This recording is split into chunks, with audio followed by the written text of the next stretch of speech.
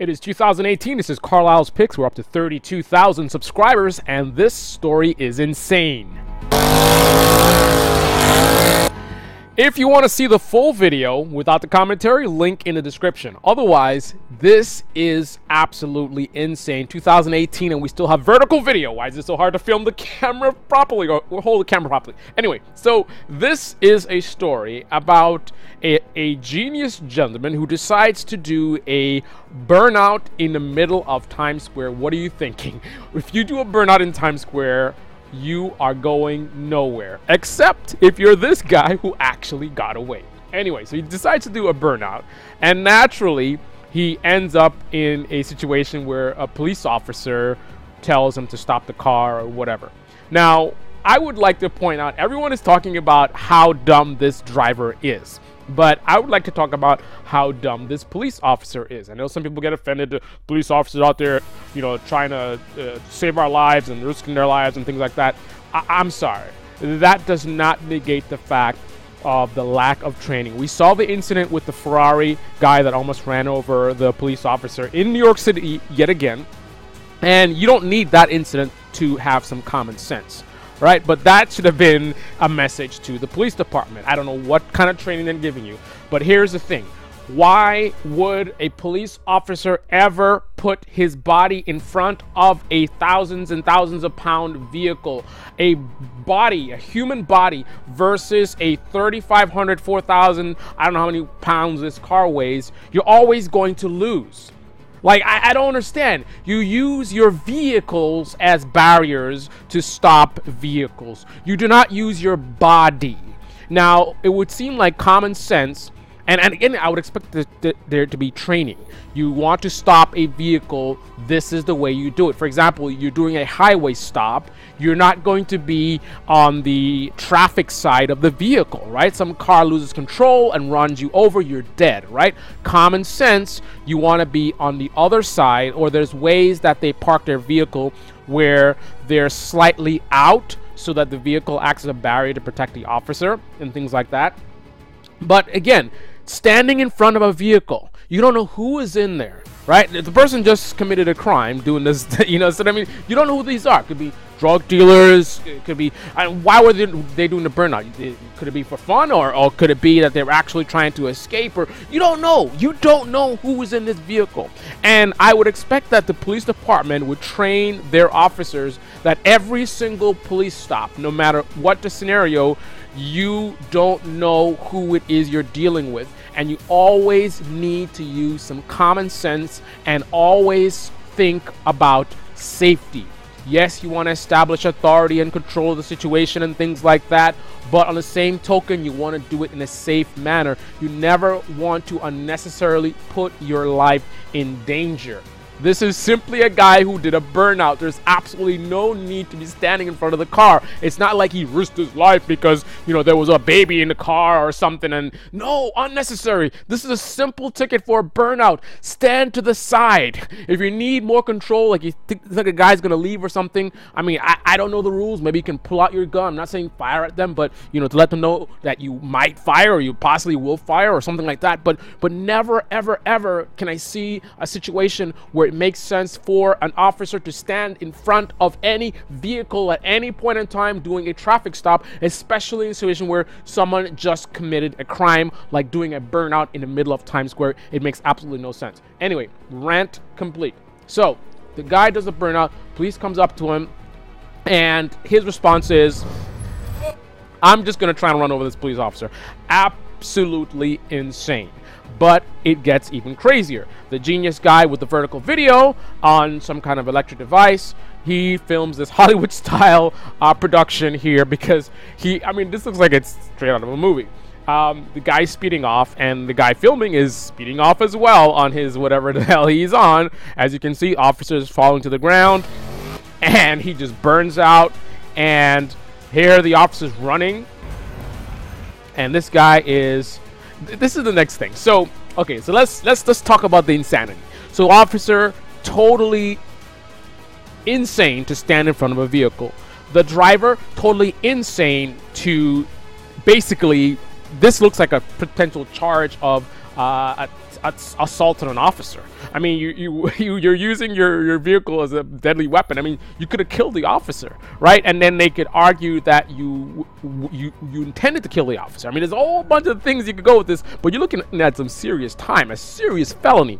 So absolutely insane that the officer stands in front of the vehicle. Absolutely even more insane that this guy decides he's gonna run away from the officer and maneuver the vehicle like that with an officer in front of his vehicle, knowing the potential charges. And you're in Times Square, there's officers everywhere, and you know how things are after post 9/11. I mean, this is something where you could be shot to death. You know what I mean? People have been shot to death for pulling out their wallets. One guy was told to show his ID, and he pulled out his wallet. The guy thought it was a gun or something, apparently. Everything looks like a gun, right? And shot. I don't know if he died. I think he did die, but people have been killed for less. You are going to nearly run over an officer in the middle of Times Square. I mean, you should never do this, but this is absolutely the worst place to actually do this. Unless, of course, you're this guy, because he actually got away. But anyway, but still, you got away in terms of got away from Times Square, but not got away in terms of the consequences. Anyway, so, totally ridiculous. The next thing that doesn't make any sense is the guy filming. So, I mean, I love the footage. I love the fact that we have this rolling footage, but y'all just saw that line. Take a look at this. Now, this is not too crazy yet. It's a little crazy because it's a volatile situation. The guy, it was like he almost killed the officer. You know what I mean? Like the officers are going to be adrenaline pumping, you know, and this is definitely a volatile situation where shots might be fired, and you don't want to be in the middle of this, right? You don't want to be in the middle of this. So, but still not too crazy. You see the different distance? The officers are way out there. I don't know if you can see how far away they are. So that's not too crazy, but it's about to get much more crazy. Take a look at this.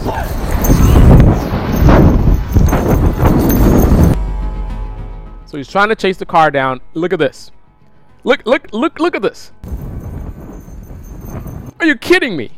Are you kidding me? You would film this close to police officers in an active situation like this, where this car almost ran them over. You know their adrenaline is pumping. This is a serious situation. You don't even know who's in, well, some people say he knows who's in the car, but anyway, you don't know all the details. You don't want to be this close.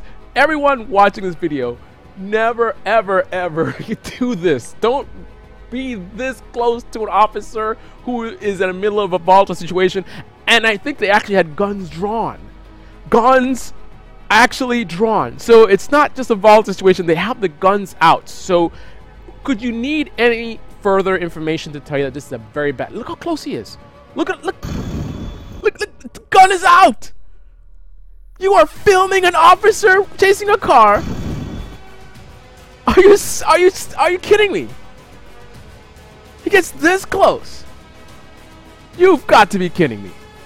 So anyway, somehow the car actually gets away. Well, not somehow. What he does is he cuts through. I don't know how you fit a Mercedes Benz through these cars, but somehow he fits the Mercedes Benz through these cars. He clips a whole bunch of cars and actually gets away. And then you think that the stupidity ends there, but it absolutely does not. So this guy, absolutely, again, police officer, you know, lacking common sense what he was doing. The driver, even worse what he did in terms of just not using your brain. The person filming, you know, took it to a whole another level of stupidity. Certainly not above the car or the police officer, but the whole filming this thing, I'm not saying, hey, I'll try to film it too, but yeah, there's got to be some boundaries there. Getting that close is a little bit crazy, but look at this. So after you've done all this, right? So you weren't thinking, your adrenaline was running, whatever. So this is what you do. The car gets away.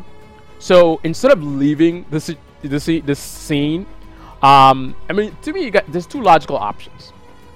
You leave the scene because you don't want to get mixed up in the middle of cops that are just, you know, angry. You almost killed my partner. You know, this guy got away. Son of a gun. You know, you don't want to get mixed up in the middle of that. I mean, cops on a normal situation, many of them, not all of them, have temper issues, right?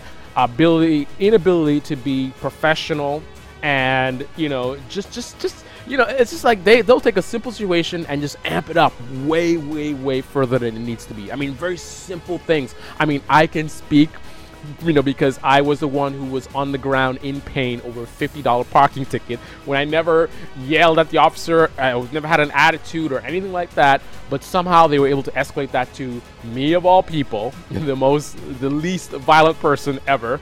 I mean, I don't have a violent bone in my body, and I end up on the ground for a $50 parking ticket. So that is just a demonstration of a lack of self-control with these officers. Now, here's a situation where there's a reason to be amped up. The officer could have been killed, and on top of that, the guy got away. Like, can you imagine the frustration? Can you imagine the adrenaline? You do not want to be messing with these cops, right? So either you are going to be brave and help, and even if I was going to help, I wouldn't want to deal directly with these officers, because of, again, if they act like that for a $50 parking ticket, I don't feel safe doing that. So if I wanted to help out, I would get away, get out of the visibility of these guys, pull to the side somewhere. I would call 911 and tell them what information I saw, the car, whatever. If somehow I thought that would help, that's what I would do. Or I'm just gonna leave. Right, I'm just gonna leave. But what I'm not gonna do after doing that is I'm not gonna hang around in perfect view of these officers. I mean, somehow they didn't mess with him. I don't get that. Him filming while they were going, I'm surprised they didn't say anything at all. Not that they should have, but I would expect that they would have said something. They didn't say anything. But then the fact that he hangs around and then he skates up towards them, he gets closer. I mean, clearly in clear view of them, he's filming them. We know how police officers feel about being filmed. Right, and then someone would have recognized that this is the guy that was filming the whole thing. You know, he possibly could have been an accomplice. Maybe he knew the guy, or you know, just who knows where they could have taken things. I do not want to be hovering. Look how close he is, filming these guys so close. I mean, I would use my if I'm so desperate to get this footage, I would use my zoom lens. I would be on the sidewalk. And even that, I wouldn't feel comfortable. I'm sorry, it's not worth it. Viral video, whatever. You already have great footage. You don't need any more. You got the most important thing: filming the cops standing in front of the AMC. It's not worth it. It's not worth the hassle. It's not. I would just look. You know, if I'm gonna film, I'm filming from the sidewalk, zoomed in. I'm not gonna get this close to officers right after a situation like this. But somehow, as far as I can see, I don't see any officer. I think someone asked him what happened. I think it was just somebody on the side of the street. Yeah, it's just random people. Maybe later on they talked to him. I don't know. Now he's in the street. Let's see. Yeah. Oh, because of people jumping out the car saying that they hit him. Because right here is tight. I don't know how he fit through here. So I don't know how come the officers, even that I would question. So no officer thought it was a good idea to question this guy. You know what I mean? Because he would, I guess you don't necessarily know at what point in time he started filming. But still, I don't know. Generally, something like this happens. You know, you want to get, you know, eyewitnesses. You know, what did you see? Who did you see? Did you get the license plate? You know, you want to question people. And this guy was following the whole thing. I would just expect that the officers would want to question this guy. So I'm just surprised that no one seems to care. They didn't care when he's like, he's invisible. He films the whole thing. He's all close. I mean, you can see the sweat coming out. I mean, I'm exaggerating, of course, but he was so close. And then he's hovering around filming him afterwards. I don't get it. Anyway, this is absolutely insane. So insane that I had to do a video. I haven't done any videos in a while, but I had to do a video because this is absolutely insane. I am actually in the process of setting up my Oculus room scale. I just moved a whole bunch of furniture, and I think I'm gonna have a really awesome setup right now. I got 25 feet by 22 feet or something like that, so pretty massive scale. I'm gonna have a mount from the ceiling, which is super high. I don't even know how high the ceiling is. It's like over 11 feet, but I'm gonna try to mount it from the ceiling so I can be able to actually play one of my favorite games, Hollow Point, where you can spin around 360 degrees with the bow and arrows. Anyway, absolutely, on another topic, absolutely love the Oculus Rift. I am so hooked on virtual reality. A little bit of lack of content, but there's enough content that can keep me, you know, entertained for sure, and absolutely love the experience. I took my heart rate up to 170 beats per minute. 170 beats per minute while playing VR. That was absolutely insane. Just to give you context, I have a tier 3 personal trainer from Equinox. Tier 3, that's one of their top level trainers. They have 3 levels, I believe. I don't think there's a 4th level. But anyway, this guy's really, really good, and he's been pushing me really, really hard. And when he pushes me hard, I usually hit like 160, 170 beats per minute. Now, I was doing that playing VR. Absolutely insane. Anyway, shout out to one of my top subscribers, Chris Carter. Shout out to Rico Suave and every single one of you guys. Shout out to Dr. M3. I got to do a collab with Dr. M3. It's been too long since I haven't seen him. Also, Team Salomon. It's been a while. But I am getting back into it. I got some really, really good news today. Let's just leave you with this thought, and I'll give you more details in another video. But can you imagine receiving in the mail from FedEx a Bugatti? Now, I don't mean a model Bugatti. I mean a $1.3 million Bugatti. Anyway, I'll leave it on that note. This is Carlisle's Picks, and thank you everyone for the 32,000 subscribers. Unfortunately, YouTube has been a very, very bad boy for quite some time, but I got some tricks up my sleeve, so we will be returning, and I'm going to be delivering the goods once again. This is Carlisle with Carlisle's Picks. Drive safe, everyone. No burnouts in Times Square. Please, no burnouts in Times Square. In fact, any craziness in Times Square, I would take it easy because obviously things are going to be hot for quite some time. All right, guys.